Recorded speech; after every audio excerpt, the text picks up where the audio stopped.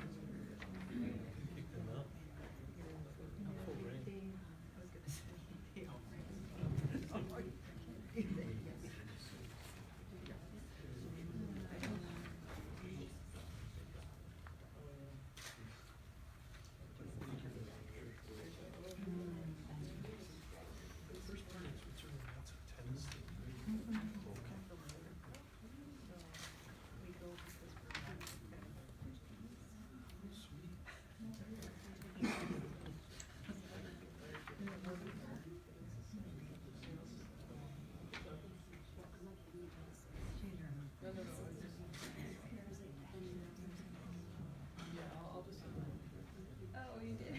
But later. Okay, great.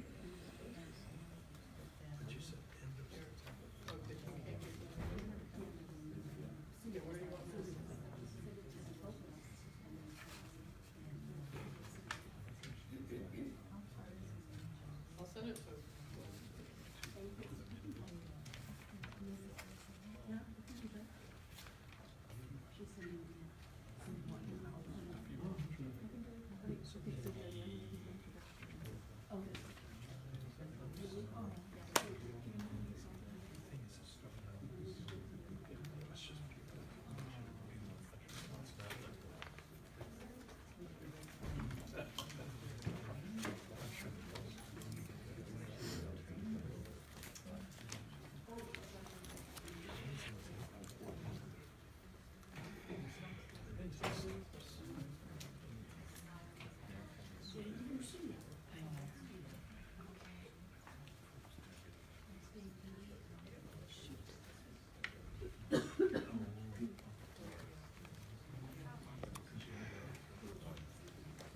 I'm not in your way, am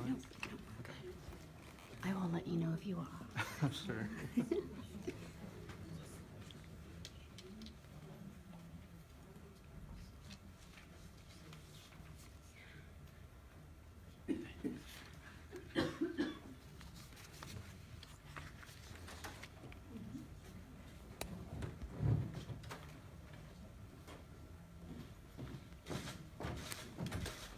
Good afternoon, everyone. Thank you for coming. Today is December 17. It is the day we call the budget drop. Governor Ige is here to present his a message to the 30th State Legislature of Hawaii regarding the executive budget for fiscal biennium 2019 to 21. Governor Ige.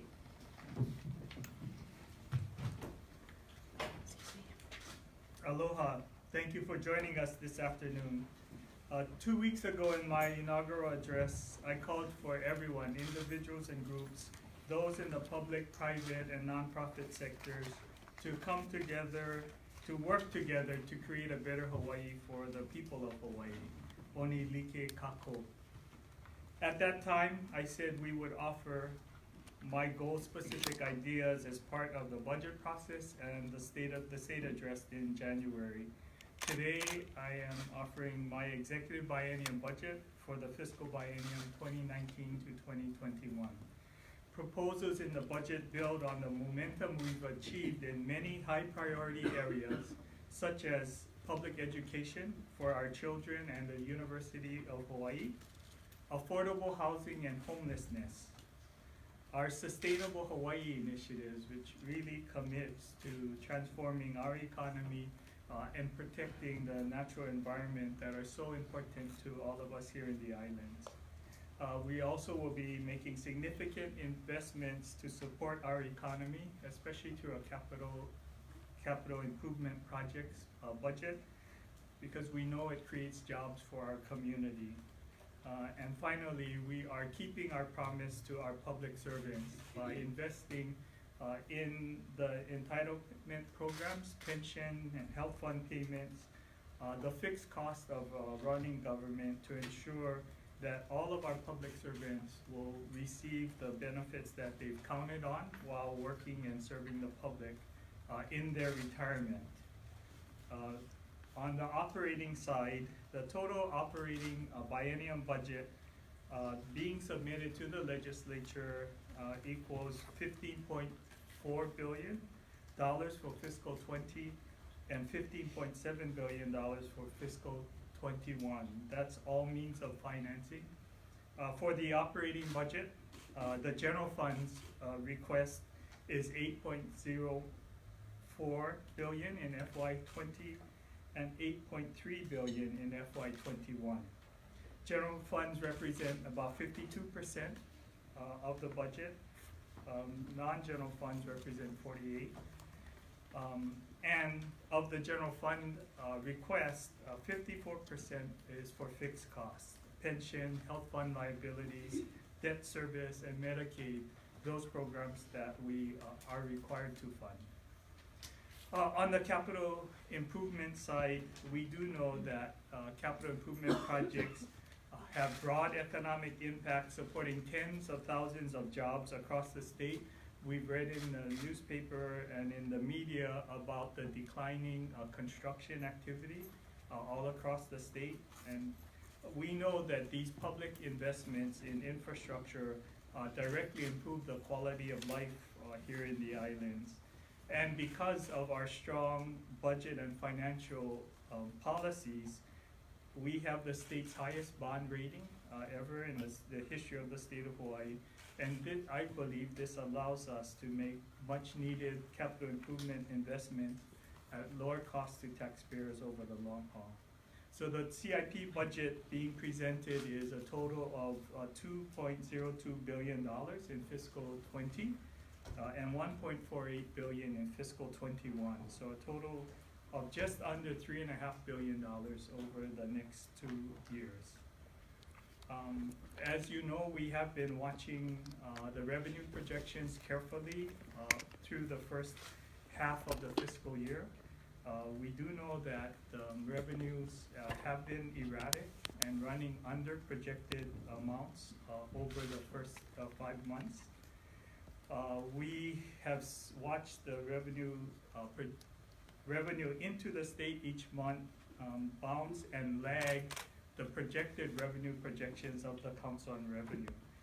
So this budget, unlike previous budgets, we are taking a cautious approach and actually utilizing a revenue forecast that is less than the Council on Revenues is currently projecting. We're assuming in this current fiscal year growth of 3.5% instead of the current 5.0% that the Council has projected. We believe that it's prudent for us to be conservative to ensure that we don't appropriate funds that we don't have. A few of the highlights that I'm very proud are included in this budget. Education has always been the foundation of our community, And quality education for our public schools has always been one of my top priorities.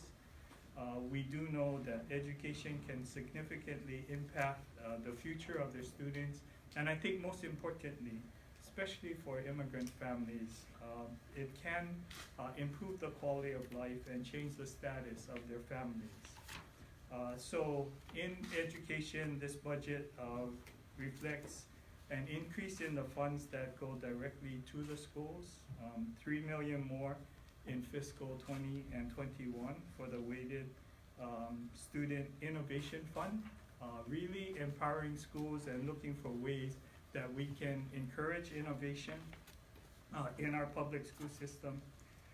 We provided $6 million a year for school facility repair and maintenance contracts.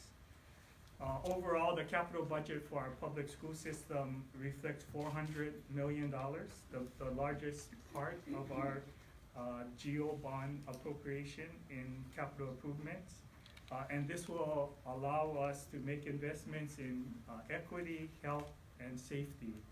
I think I would like to specifically note that would mean $16.2 million in FY19 and $22 million in FY20 for girls athletics, locker rooms in high schools all across the state. As we do know, this has been an inequity that has been highlighted in recent years, and we're committed to making investments so that we can provide equal opportunities to athletics for all of our students.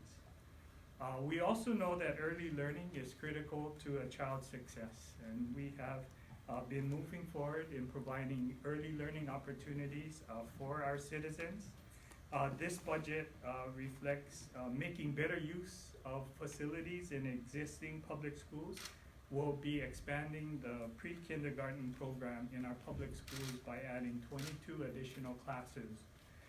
This is within the facilities that we currently have. We're also providing additional staff for the Office of Early Childhood Education. And I think most importantly, this budget includes $14.3 million in CIP funds for the renovation, construction, expansion of new classrooms for pre-kindergarten programs all across the state. We do know that making investments in early education pays off in the long run with better student achievement for all of our students.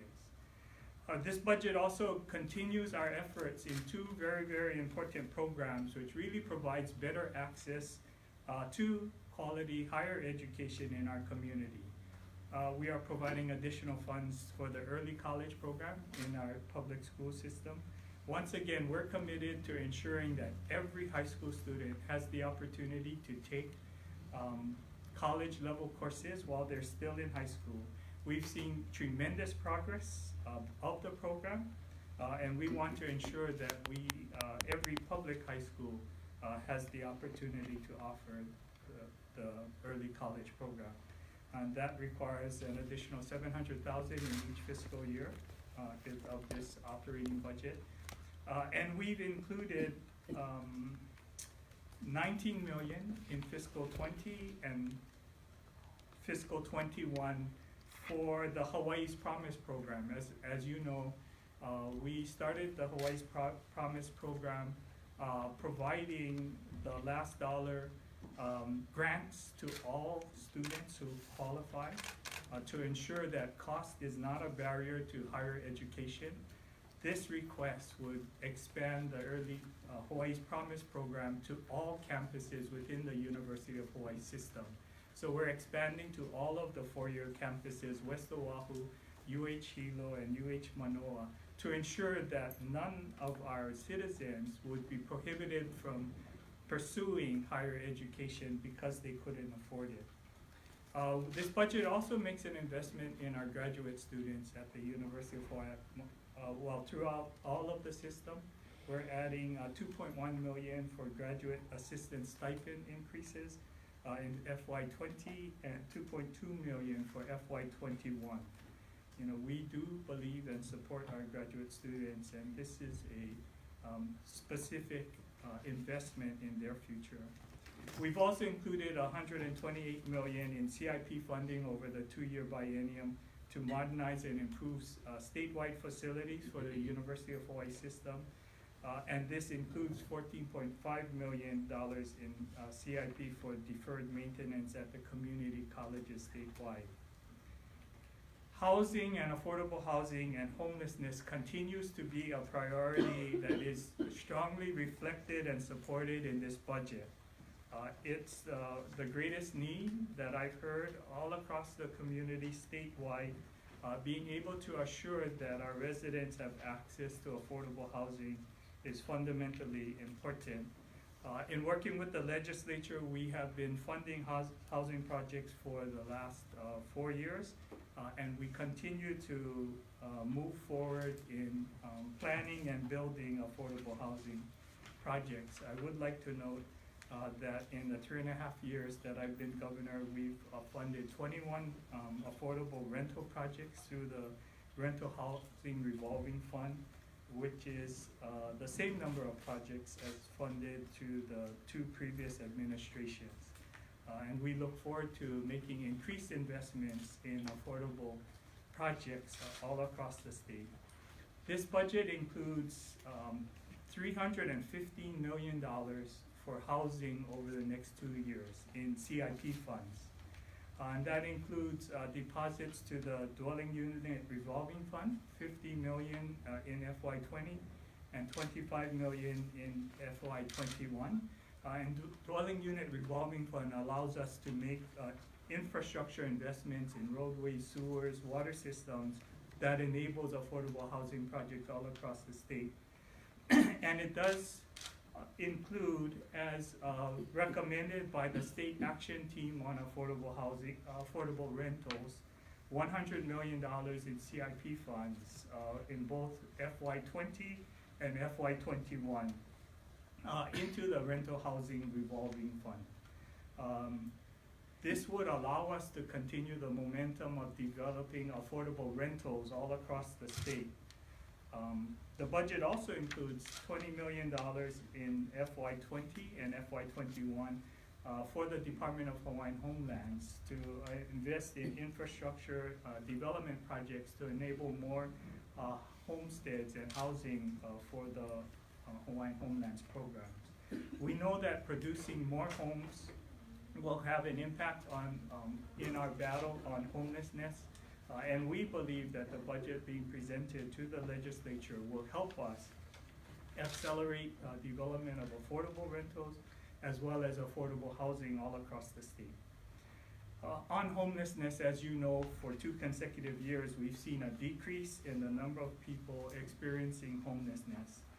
This challenge is something that our entire community, everyone, county, state, federal partners on the government side, and the private non-profit sector must work together to reduce the numbers of homelessness all across the state. And we do know that many of those chronically homeless suffer from mental illness and substance abuse. And until we can attack those challenges for homeless individuals, they will continue to remain homeless. That's why this budget and our approach is focusing on developing housing that includes access to medical and social services to address the core reasons that we have homeless individuals. The budget includes $35 million in state funds over 2 years in support of homelessness programs. And that is a reflection of those programs that work. Housing First program, which really focuses on placing homeless individuals into permanent supportive housing.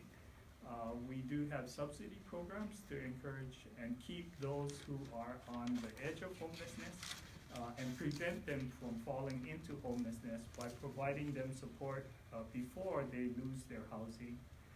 We also are including additional funds to move families out of shelters and providing funds to improve our ability to enforce our laws, to keep public spaces open and available for the public, and to ensure that the homeless don't take over our parks and our roadways. We are also looking for additional support for improved homeless services. For Sustainable Hawaii, we are committed to ensuring and transforming our economy and ensuring that we can keep our environment protected. We believe that this budget adds just under $4 million in general funds over 2 years to support actions to implement the Sustainable Hawaii Initiative. As chair of the Western Governors Association, I focused the entire Western governors on this challenge of invasive species and biosecurity, because I do know that it's a challenge that must be met with coordinated and collaborative response for all of the Western states. The budget includes expansion of the positions for the Hawaii Interagency Biosecurity Plan, increase of $1 million per year for the Hawaii Invasive Species Council. That's in addition to funds $4 million provided in the previous biennium. Investments in our agricultural loan program so that we can support doubling local food production with loans from the Ag Revolving Loan Fund, $7.5 million in FY20 and $5 million in FY21, and continue to make investments in protecting our priority watersheds, $5.5 million in FY20 and $4.9 million for FY21 to continue our work to protect our priority watersheds. We've also added positions in the Agribusiness Development Corporation so that we can continue our work to find and support new farmers as we build and expand our efforts to produce more of the food that we eat. And we make significant investments in developing agriculture, just under $2.6 million to expand the Kahuku Agricultural Park, $13.1 million in irrigation system improvements in Waimanalo, Molokai, and Waimea. So making important strategic investments that allows us to produce more of the food that we eat.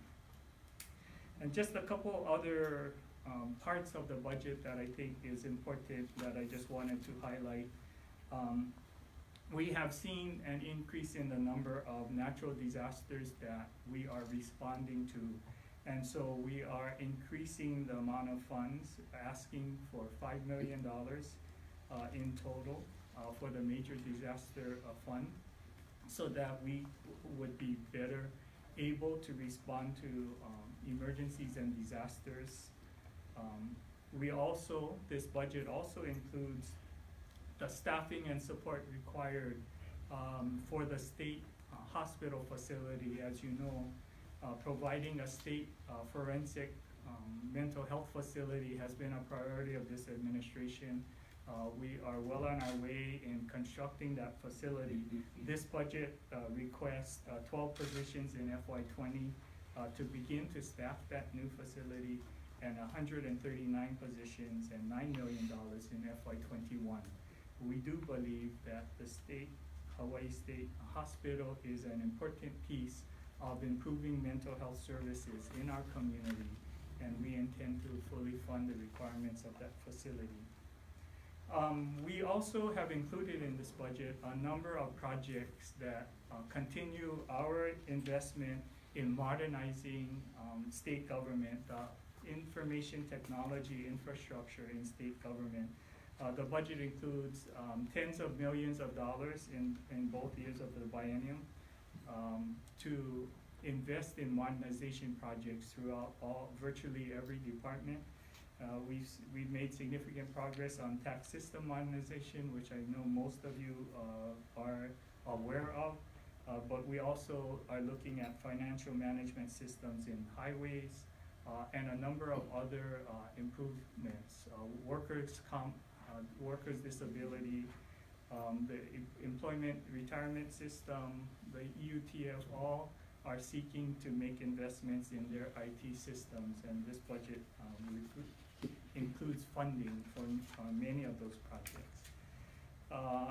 And we also, this budget includes a $125 million appropriation required as the state match for $345 million in federal funds appropriated for flood mitigation project along the Alawai Canal. As you know, it's very unusual for the federal government to front load and fund fully any federal project, and they chose to do it in this instance. And so we are committing the state match required. This is a project that will be completed in partnership with the federal government, the U.S. Army Corps of Engineers, and the City and County of Honolulu. And so the three of us are working together to provide the details necessary to move this project forward. And so this budget is all about making progress and investments that reflect the values that we share as a community and the values that we share as people who choose to call Hawaii home. This investment allows us to engage our partners in the community, in the state legislature, in the county governments all across the state, so that we can continue our work to define the Hawaii that we want to call Hawaii home. And we do expect that though this budget is a reflection of the values and priorities of the community, and would allow us to move forward in the best way possible. And with that, I'll take any questions that you might have. Governor, can you elaborate on the difference between 3.5% growth versus 5% for the council on revenues? Yeah, so each percentage point is about $50 million approximately. So the 1.5% is really about $150 million to $180 million in revenues less in the current fiscal year than currently projected. So we are, and that gets compounded each year throughout the 5-6 year financial plan window. So we are establishing guidelines that focus at those lower numbers so that we don't spend money that we don't have. Why the lower numbers, though, Governor? Well, I think if you look at the revenues that actually received in the first 5 months, they've been all over the map. You know, for the first quarter in this fiscal year, they were running at 0% increase. And so the concern that we have is that the 5% that's projected by the council may not be achieved. And if we build a budget at 5% and we arrive at 3.5, then we would be required to submit a whole bunch of cuts to the legislature after they convene. So we wanted to be prudent and conservative in our revenue outlook so that the budget presented to the legislature would be the best opportunity to arrive at something that we can afford.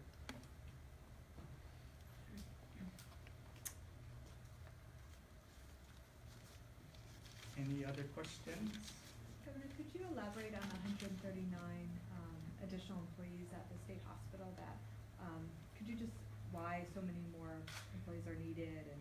Well, I think that it's twofold. One, we will continue to operate the existing facilities. You know, we do have a requirement for more patients than we currently have capacity. So we anticipate that even though some of them would transfer to the new facility, we would need additional staffing to fully support the facility and provide the services in the existing facilities that we would need. So.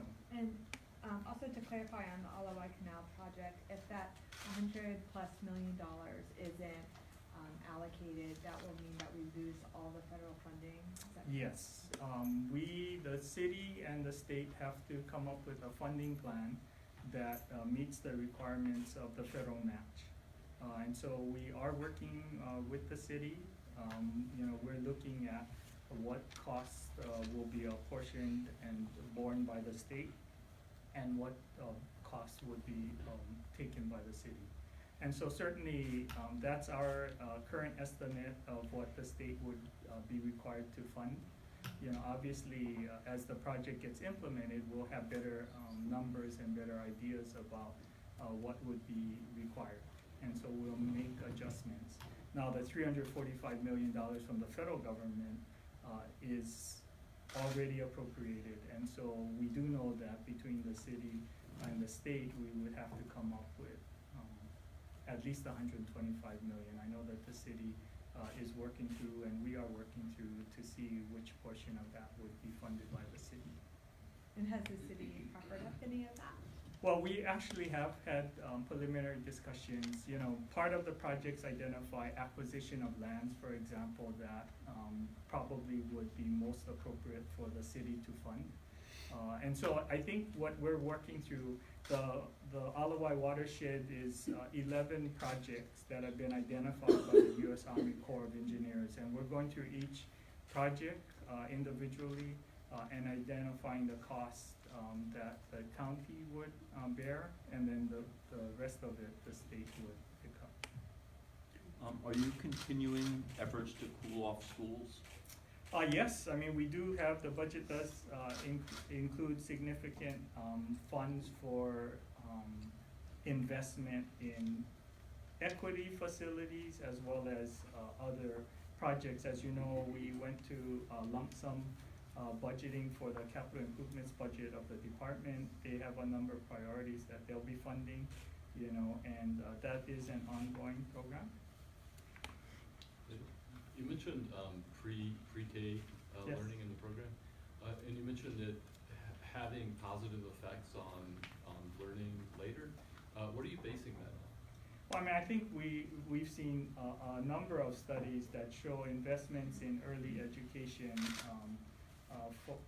exceed the actual cost. You know, if you can reach students when they're younger and get them services that they need, and we can avoid them being criminals and taking other activities that don't add value to our communities, that, you know, that the money saved invested in young children would be recovered by not having to have so many in the youth correctional facility or others. But have you looked at the current cohort of students going through the program here? No, we do not have any specific studies about the current cohort. Governor, your funding for preschool, is that adding, are you gonna be able to add more space for children, or is Right. it just improving the So- facilities? So it's both. So we're adding 22 additional classrooms to existing schools where we have a high need, a high percentage of students in need and not unable to access our early childhood services.